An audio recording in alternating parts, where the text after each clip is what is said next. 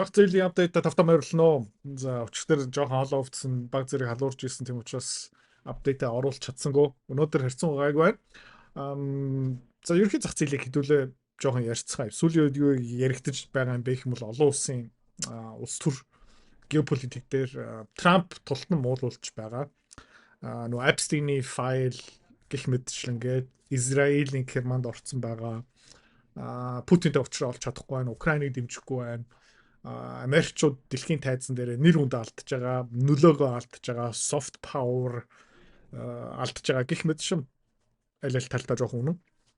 Удлаа юм бол биш. Гэхдээ хэвлэл мэдээллийнхэн хамгийн гол нь Европ арчсан Америкийн арчсан намтай ойрхон хэвлэл мэдээллийнхэн яаж байгаа юм бэ гэх юм бол Дональд Трампыг бүр тултлан муулж байгаа.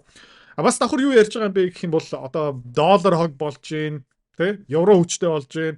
Хүмүүс долларыг хайж байгаа, Америкийн хөрөнгөний зах зээл худ болж гин гэх мэт шин янз бүрийн үндэслэлгүй худлаа юм ярьж байгаа. Мэдээж тэр пропаганда тэр худал мэдээлэл зарим хүмүүс нь итгэж байгаа. Тийм учраас евро айгу өсөлттэй байсан. Одоо жишээлбэл манай автоматикийн багц дотор EUO гэсэн юу байгаа? Сан байгаа. Хоёр дахин хөшүүрэгтэй.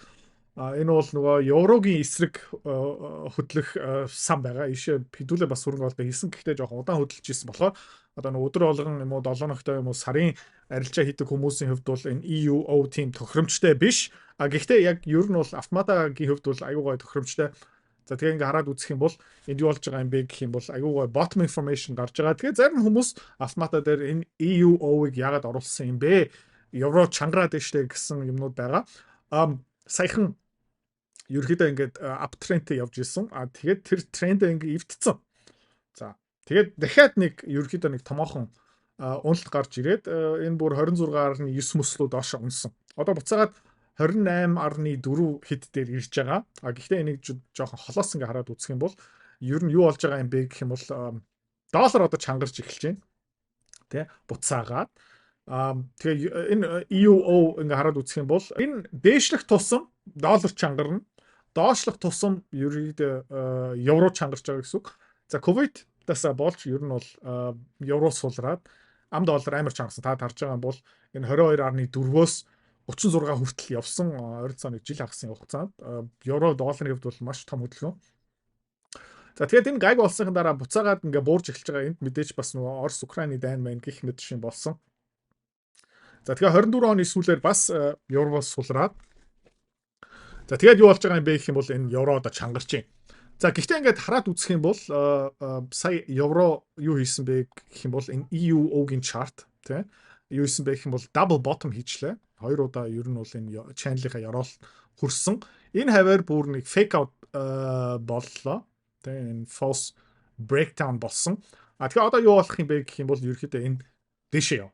За таатын дунд эрсдэл багтай тогтвортой өгөөж авмаар байгаа хүмүүс зөндөө байгаа хаа. Тэгэхээр би таад юу зөвлөмөр байна гэх юм бол энэ EUO-ийг авчих заяа. Одоо Европын эдийн засаг угаасаа хог болж байгаа. За тэгээд ер нь бол тэ энэ 26 оны сүүлээр энэ EUO хаашаа явах магадлалтай юм бэ гэх юм бол тэ ингэсээр хагаад ерөөхдөө энэ 36 за бүр энэ 38 39 хүртэл ерөөхдөө явах потенциалтай. За тэгээ ингээ хараад үзэх юм бол энэ тийм амар савлгаатай юм бол биш. Тэ бас эрсдэл өндөртэй юм бол биш. Тэгээд цаанаа зүгээр эдийн засгийн ингээд шинжилгээ хийгээд үзэх юм бол ерөөхдөө айгүй ойлгомжтой Европын эдийн засаг хог болж байгаа. Европ ерөөхдөө сүрж байгаа. Тэгээд томоохон дайн шиг юм одоо болоод эхлэх юм бол Зеленский, Путин ерөөхдөө дараагийн шатанд яваад хор ингээ Путин ингээ шидэд яваад тэгээ Фридрих Мерц, Макрон, Штаммер ингээ зууралтаж муурлаад байх юм бол хүмүүс юу их юм бэ гэх юм бол Европоос илүү их мөнгө татна. Тэгээд юу болох магадлалтай юм бэ гэх юм бол энэ жилийн дотор заяа тий ерөөхдөө энэ EUO руу хөрөнгө оруулалт хийгээд айгүй эрсдэл багтай, савлгаа багтай энэ 27% ашиг ерөнхийдөө бүрэн авах боломжтой. Окей? Зүгээр нэг зөвлөгөө шүү. За. Энэ зүгээр макрогийн төвшөнд би таадаг ингээ тайлбарлаж байгаа. Хуцааны арилжаа хөрөнгө оруулалт тий мөнгөөр мөнгө олох амар сонирхолтой байцтай тий. Гэхдээ амар хэцүү. Хэвч хүмүүс нь ерөөсөж чаддгүй. Ягаад чаддгүй юм бэ гэх юм бол ментор багш байхгүй, community байхгүй. Одоо сайн сонсоорой. Тэ. Би school community нээсэн. Тэн дээр юу зааж байгаа юм бэ гэх юм бол энэ толгоонд байгаа хөрөнгө оруулалтын бүх чадвараар чамтай хуваалцаж байгаа. Тэрнээс гадна би ямар хувьцаа хизээ ямар ханшаар хэдэн хуваар авж байгаа юм бэ тэн дээр ил тавигдсан байгаа. Чи нөгөө дүр аж бол. За. Манай community-ээр нэгдсэн хүмүүс одоо 1 сарын байдлаар доллараар тий ойролцоо 50-60% өгөөж аль хэдийн авцсан байгаа. За, чи миний энэ чадварыг сурмаар байгаа юм бол энэ видеоны эцэст тий манаар автна чам дэлгэн мэдээлэл өгнө. Тэгээд school community дотор уулзъя. За, тэгээд саяхан хэдүүлээ Nasdaq-ийн позиц авсан. Гэхдээ айгүй хурдан гарсан. Зүг болж таарсан. Та харж байгаа юм бол энэ үеэр хэдүүлээ ороод гэхдээ яг энэ дээр бид хэдүүлээ US авсан байх юм бол QQQ-г авсан. Саяхан хэдүүлээ юусэн бэ гэх юм бол QQQ руу шинээр позиц нээсэн одоо ойролцоо энэ хаваар ороод. За тэгээд гинт ерөөхдөө унаад эхэлсэн. Тэгээд sell signal 50 day 50 хоногийн moving average-аас доошо гарсан болохоор хэдүүлээ S&P 500 QQQ-гоос аягүй хурдан буцаа гарсан. Тэгээд зүг болж таарлаа. 615 616 дээрээ гараад тэгээд одоо бүр доошо ингээд 600 руу унсан байгаа. Google сая танилцуулсан ерөөхдөө аягүй дажгүй тайлан гарсан. Одоо хэдүүлээ ингээд хараад үзчихье. Технологийн салбарынхан Google аягүй сайн тайлан гаргасан. Гэхдээ ерөөхдөө одоо урт хугацааны манай гишүүн байгаа хүмүүс энийг сайн мэдэх бах. Зах зээл тий эргэлзээтэй болоод эхлээд эрсдэл гэх мэт чинь айцтай болоод эхэлснийхэн дараа сайн мэдээ гарсан ч ерөөхдөө тэрийг муугаар хүлээж авдаг юм. Окей. Тэгээ бүр ингээд амар сайн мэдээ гарахгүй бол хүмүүс ерөөхдөө ингээд салганаад ингээд явчихна. Тэгээ Google-ийн тайлан дотор юу байсан бэ гэх юм бол нөгөө хөрөнгө оруулагчтай тайлан тавьж явах та юу гэж тайлгнсан бэ гэх юм бол энэ жилдээ хэдүүлээ химэл орхон дата центр руу бүр илүү их хөрөнгө оруулалт хийнэ.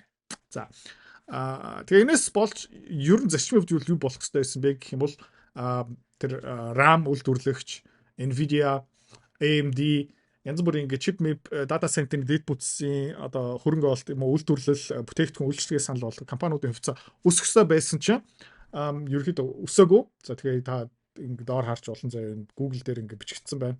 Тэ Google Capex jump breeds as AI strength тэ ингээд та зүгээр сонирхоод үзэх юм бол Google-ийн тайлан хараад үзчихээр гайхалтай тайлан гарч ирсэн.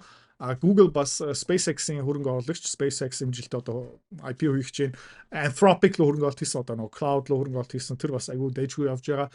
Тэгээд хүмүүс зүгээр одоохондоо яаж байгаа юм бэ гэх юм бол энэ AI хэмлэл ухааны bubble тэ дууслаа GG гих мэт шин гихтээ одоо хүн болгон bubble ярьж байхдаа bubble үүсэх юм уу гэсэн одоо нэг сонирхолтой эргэлзээ байгаа. За технологийн салбар ерөөхдөө айгүй эмзэг байгаа. Би бас энийг 12 сараас хойш хэлж байгаа. Ерөөхдөө тийм инерц муутай өсөлт нь жоохон удаашрж байгаа.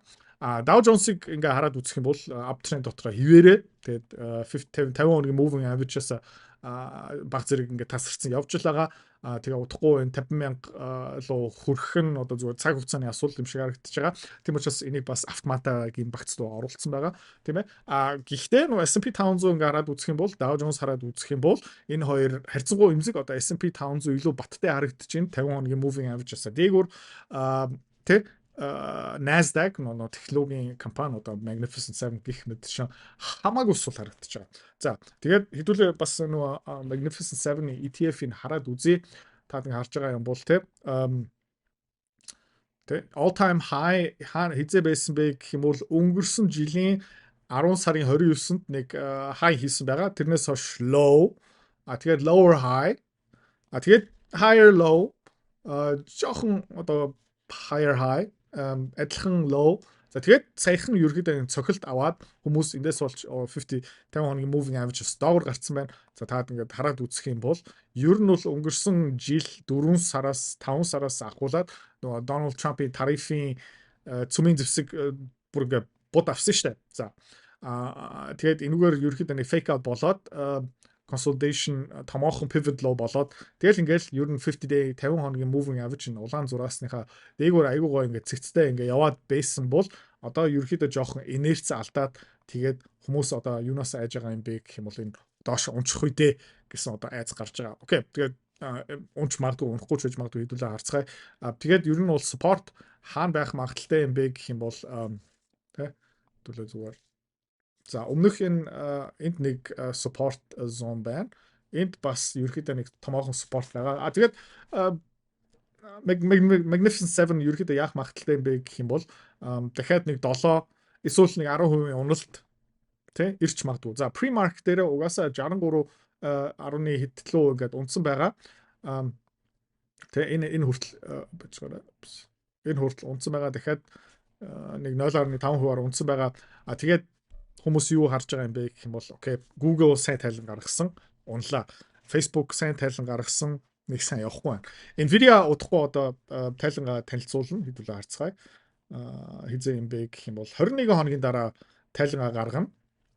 Тэгээ хүмүүс ямар хүлээцтэй байгаа юм бэ гэх юм нэг хувьцаан дээр $1.5 тий хувьцаа ашигтай ажиллах бах. Тэгээд ерөнхийдөө борлуулалтын таамаг гэх мэт чинь 50 60 хэдэн тэрбум доллартай гарах үедээ тэгээд та харж байгаа бол Nvidia-гийн хувьцаа ч гэсэн ер нь бол 50-day moving average доогуур гарцсан байгаа. Тэгээ horizontal одоо яг ийм энэ зураас хараад үзэх юм бол support нь одоо дараагийн support хаана байгаа юм бэ гэх юм бол 65 дээр байна. Тэрний дээгүүр support хаана байгаа юм бэ гэх юм бол одоо 171 дээр. Тэгээд Nvidia одоо юу хийсэн бэ гэх юм бол нэг маш сайн тайлан гаргах ёстой.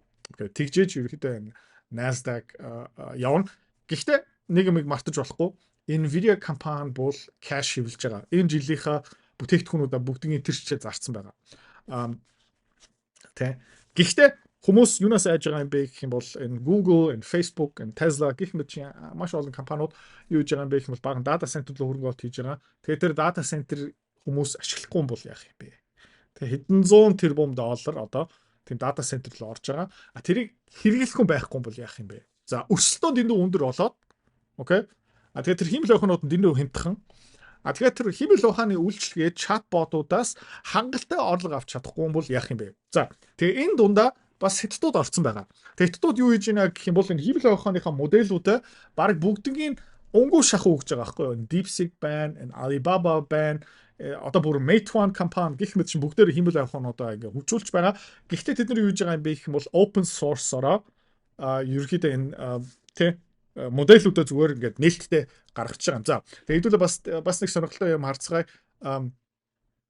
Юу юм бэ гэх юм бол энэ одоо миний DeepSeek-ийн subscription. Окей. Тэгээ энэ юу юм бэ гэх юм бол энд нэг зөв үнийн хэдүүлээ харцгаая. Сая ширхэг input token одоо DeepSeek руу явуулдаг токены өртгөх нь юу юм бэ гэх юм бол та ингээ харж байна 2.8 цент. Сая ширхэг тэ output token одоо ерөнхийдөө text DeepSeek юм уу хиймэл байх нь явуулна. Одоо та өөрөө ChatGPT-тэй чатлан өөрийнхөө text юм уу prompt явуулна. Тэгэхээр эргүүлээ юу ирдэг юм бэ гэх юм бол output token ирж байгаа. За тэгээ ингээ хараад үзэх юм бол input token 2.8 cent, output token тэ 42 cent. Окей. Энэ амар хямдхан. За тэгээд ерөнхийдөө ChatGPT хараад OpenAI хараад үзье. За тэгээд сая DeepSeek-ийн үнүүдийг хэдүүлээ харлаа. ChatGPT 5 mini, окей. Input token site token бол 25 cent. Окей. DeepSeek-ийн үнийг харцгаая. Oops. DeepSeek-ийн үнийг харцгаая, тэ 2.8 cent. За DeepSeek 2.8 cent. ChatGPT 25 cent. Input. No ChatGPT mini. Окей. Арай жоох мяв хөлбөр. Окей. Output token сая ширхэг токен бол $2 гэж байгаа. Окей. За ChatGPT 5.2 input token сая ширхэг $175. Окей. Тэгээ output token бол $14 сая ширхэг. Тэгээ ChatGPT-ийн хараад үзэх юм бол эдгээр амар хямдхан. За Kimi K2, K2.5, Qwen 3 хятадуудын янз бүрийн модельүүд ер нь бол DeepSeek-тэй ойрхон амар хямдхан. Тэгээд хятад машин, Америк машин, хятад ажилтны цалин, хятад үйлдвэрлэсэн зурагт гэх мэт чинь хятад юу хийдэг юм бэ гэх юм бол нэг салбар руу ороод ирэхээр нөө маржнуудыг ингээд будаа олгочдаг. Тэгээ хүмүүс юундаа санаа зовж байгаа юм бэ гэх юм бол окей, Америкчууд энэ OpenAI, энэ Anthropic, энэ Google гэх мэт чинь Facebook, Meta компаниуд хэдэн зуун тэрбумаар ингээд дата центрууд хөрөнгө оруулалт хийж байгаа юм байна. Тэгээд ерөөхдөө юуны үйлдвэр юм бэ гэх юм бол токены үйлдвэр аахгүй юу? Хиймэл ухааны output-ийн үйлдвэр. За тэгээд үйлдвэрийнхаа тэ бүтээгдэхүүнээ сая ширхгийн $14 зарах гэдэг байна. Түүхийд орж байгаа input token-ийн $175 зарах гэдэг шиг байна. Энэ дээр бас OpenAI өөрөө ашиг олж байгаа юм уу үгүй мүү хүмүүс эргэлзээд байгаа. Окей. Тэгснэ. За ёо. Хятадууд юу хийж байна гэх юм бол input output ийм амар хямдхан хийгээд байгаа байхгүй юу? Окей. За тэгээд нөгөө юм юу юм бэ гэх юм бол би өөрөө одоо оффист хоёр ийм хэмжээ ухааны компьютерт олцсон байгаа. Яагаад гэх юм бол өдөр шөнөгүй эднэр ингээ ажиллах юм бол жишээлбэл би Google дээр одоо өдөр болгон AI ашиглаж байгаа. Миний өдөр болгоны Google-ийн AI-ийн хэрэглээ бараг өдрийн нэг 50-аас $100 хооронд болж байгаа. Нөгөө API-ийг ашиглаж байгаа болохоор за тэгээ өдөр болгон хэдүүлээ нэг зүгээр тооцоо үзчихье.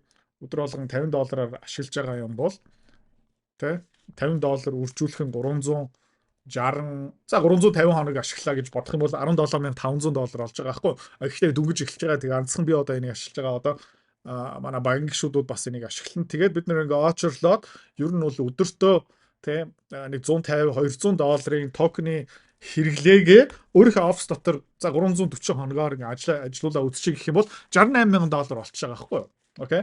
Тэгээд ер нь бол юу болж байна гэх юм бол энэ дөрвөн ширхэг Apple M3 Ultra болоод ирээд яваад ирэх юм бол тий одоо 1 секунд дотор ойролцоо 30 токен үйлдвэрлэдэг 1 минут дотор 60 удаа байгаа тий 60 секунд байгаа 1 минут дотор 1 цаг дотор 60 минут за тэгээд ингээ токены тоо ингээл тэгээ 24 цаг гих мэдчлээ ингээд яваад өгөх байхгүй юу. Окей. За тэгээ манад энэ Nvidia CUDA гийн суурь дээр компьютер байгаа. Тэгээд Apple-ийн суурь дээр компьютерүүд байгаа. Тэгээ ингээ хараад үзэх юм бол ойролцоо хэрэглээнээс хамаарат энэ хөрөнгө олт өөрийнхөө тэ нэгээс 2 жилийн дотор нөхчих юм байна гэсэн юм гарч байгаа. Тэгээд энийг LED-ийг авцсан болохоор тэгээд токен болгон дээр ингээ төлөхгүй учраас хүмүүс энийг илүү ихээр ашиглаж байгаа гэсэн үг. Тэ одоо жоох текст явуулаад Google-ээс шууд нэхэмжил ирэх юм бол хүмүүс өөрийнхөө жоохон барьдаг, жоохон нарийн байхгүй үздэг. За гэхдээ энд нэг ингээд токен үйлдвэрлэл байх юм бол хүмүүс илүү олон туршилтууд явуулж байгаа, илүү их creativity ашиглаж байгаа гэх мэтчлэн. За тэгээ хүмүүс өөрийнхөө AI-тэй болох юм байна. Тэгээд энд Kimi DeepSeek янз бүрийн модельүүдийг ашиглаж байгаа. Тэгээд тэр open source модельүүд нь үнгүй open source өөрийнхөө офис дотор ингээд байршуулж боломжтой. Мэдээж тэр томоохон Google-ийн янз бүрийн юм интент ашиглана. Гэхдээ ингээд хараад үзэх юм бол хүмүүс юунд эргэлзээд байгаа юм бэ гэвэл тэ энэ асар том дата центруудаасаа эднэр хөрөнгө олтоо нөхөж чадах юм уу? Тэгээд дараагийн лай юу юм бэ гэх юм бол Nvidia бараг жил 2 жил болгон шин чипүүд гаргаж байгаа. Шин чипүүд данаа 1.5 2 дахин бүтээмжтэй, хэмнэлттэй, хурдтай. Тэгээд тэр 2025 онд үүсгэн байгуулсан хэдэн тэрбум доллараар босгосон дата центр 2027, 28, 29 онд хэтэрхий их цахилгаан ашиглаж магадгүй тэ хэтэрхий удаан байж магадгүй хэтэрхий их ус сэргэлдэг байж магадгүй гэх мэт чинь хэтэрхий тэ маш хурдан илэгдэг хөрөнгө. За тэгэл хүмүүс тэрийг бодоод тэгээд тэр айдснаасаа болж энэ тэ Nasdaq технологийн салбар ийм удаан явж байгаа. За окей. Тэгээ хэдүүлээ өнөөдөр бас юу гэж гэх юм бол энэ Tesla дээр жоохон хуваа багасгаж байгаа. Яагаад гэх юм бол QQQ Nasdaq жоохон дарамт авч байна. Tesla ч гэсэн ерөөхдөө энэ uptrend line-ыг сая цогчлоо. Энэ uptrend line ерөөхдөө энэ ингээд үзэх юм бол ер нь бол өмнө breakdown хийсэн retest хийгээ одоо ингээд доош явж байгаа. 50-day moving average-ийг LED-ний цогцсон 200-day moving average-тай удахгүй уулзах байх. RSI ерөөхдөө доошлж जैन тэгээ SpaceX янз бүрийн merger ингээ ярьж байгаа. Тийм учраас яриан жоохон сөрөг байгаа учраас хэдүүлээ Tesla-ыг бас жоохон багасгасан. Автомата дээр ерөөхдөө хэдүүлээ Tesla-гийн хувьцаа $200, $230, $240, $280, $300, $310, $320, $305 гэх мэт шиг аваад айгүй хөөрхөн ашиг хийсэн байгаа болохоор одоо ерөөхдөө төр зүртэй exit хийж байгаа. Миний таамгаар ерөөхдөө Tesla одоо доошоо явах магадлал маш өндөртэй. Окей. За тэгээд алтан дээр юу болсон бэ гэх юм бол нөгөө Dead Cat Bounce нь болсон. Би та надад хэлчихсэн. Ер нь бол өчтөр хэдүүлээ бас алтны компаниудын хуваа чуд багасгсан. За тэгээд ерөөхдөө юу болж байгаа юм бэ гэх юм бол Fibonacci-га одоо ерөөхдөө зурх боломжтой болж эхэлж байна.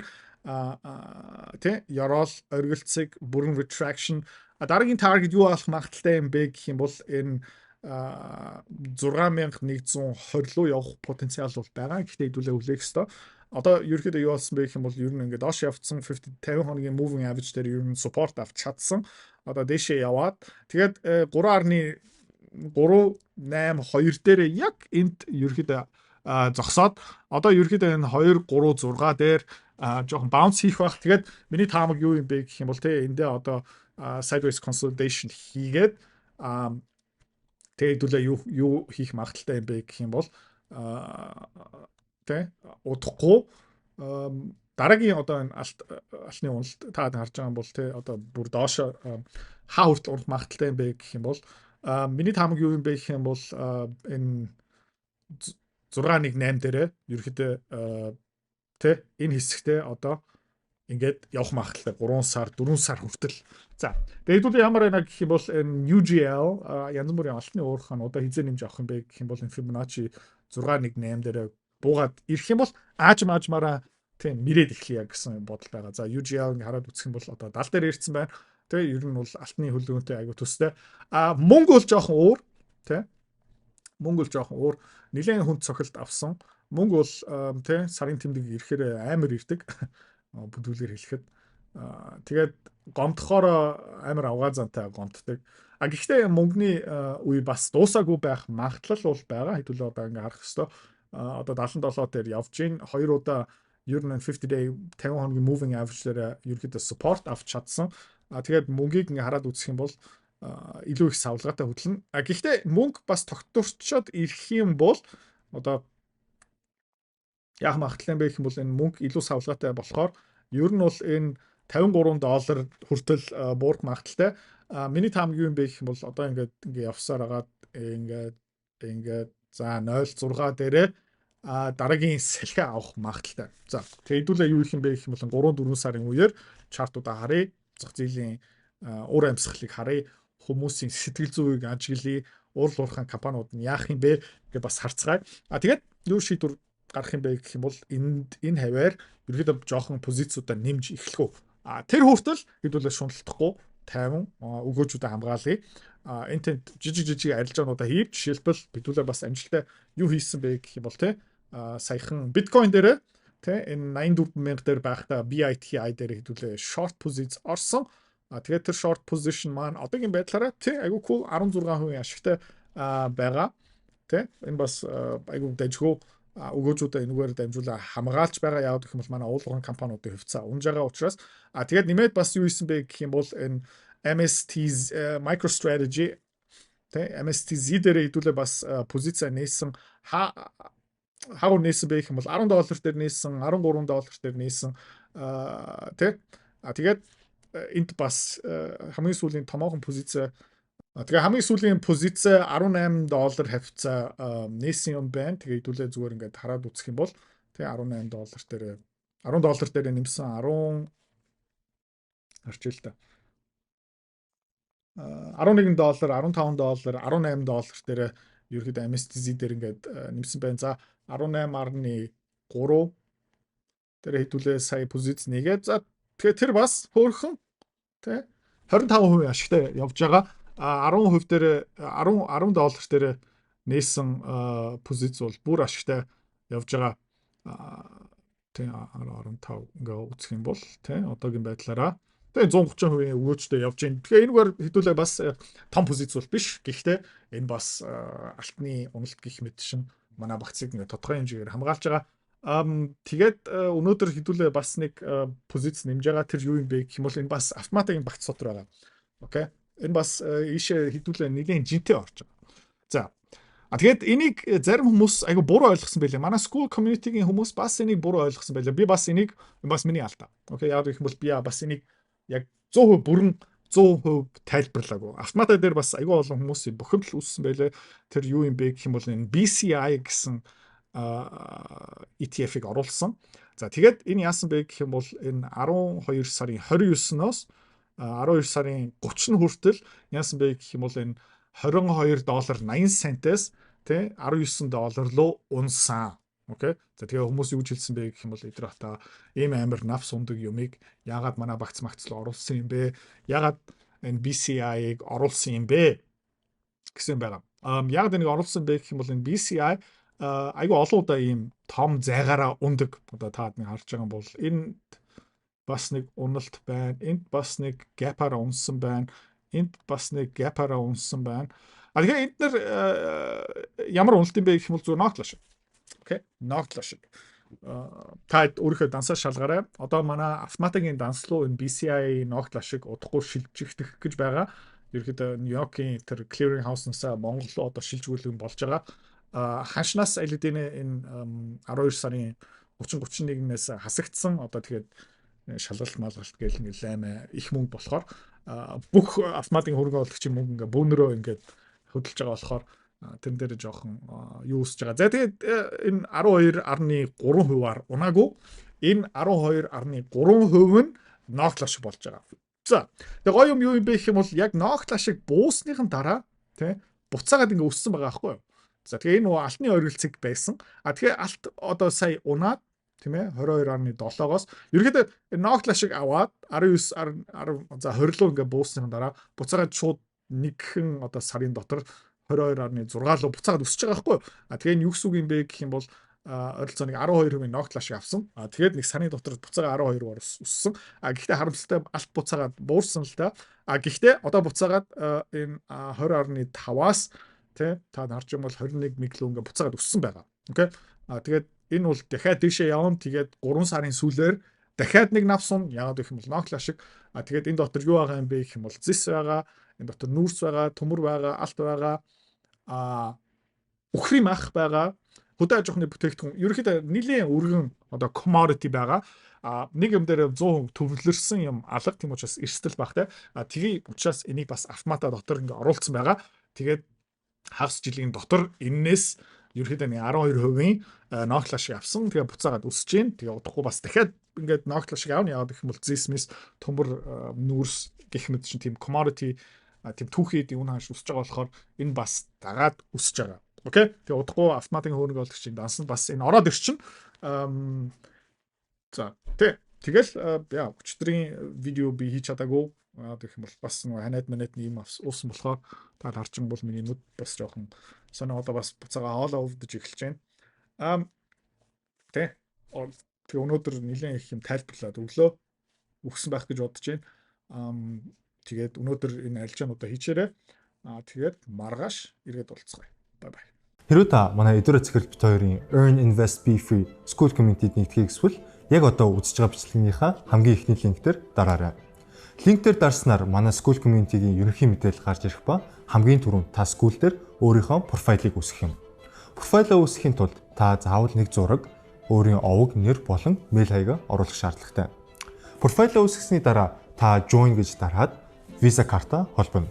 Visa карта холбосноор сарын $29 төлбөр нь шууд татагдаад та манай community-д нэвтрэх эрхтэй болно. Манай community-д орж ирснээр юу байгаа юм бэ гэвэл одоо аль хэдийн 10 компанийн үнэлгээ, түүний Excel файл, давтамжтай ордог зах зээлийн шинжилгээ, судалгаа болон анхан шатны бүх суур мэдээллүүд орсон байгаа. Мөн та надтай холбогдоод бүх зүйлээ асуух боломжтой. Хэрвээ танд сонирхолтой санагдчих байвал манай community-д нэгдээрэй.